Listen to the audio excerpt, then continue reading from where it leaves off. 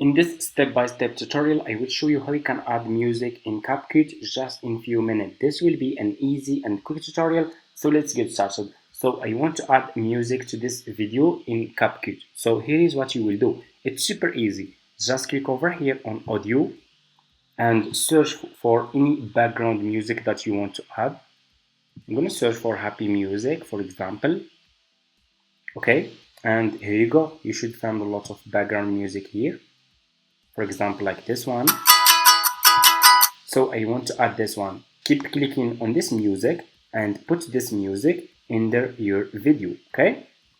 And click on your background music, click on this music, and you can decrease or increase the volume of your music from here, okay?